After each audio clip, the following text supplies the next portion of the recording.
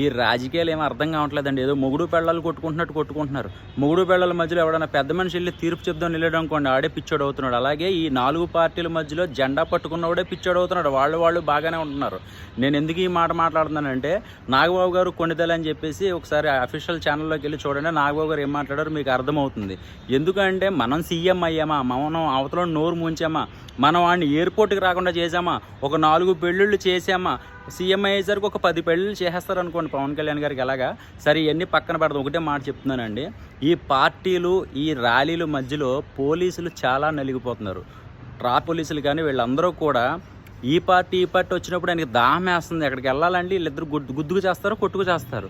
కొంచెం అందరూ కూడా ప్రతి పార్టీ వాళ్ళు ఎవరైనా ఒకటే, కొంచెం వాటర్ బాటిల్స్ ఇవ్వండి అండి. ఎంత ఎండలో మలమల మాడిపోతున్నారు వాళ్ళు నిజంగా చెప్పాలంటే.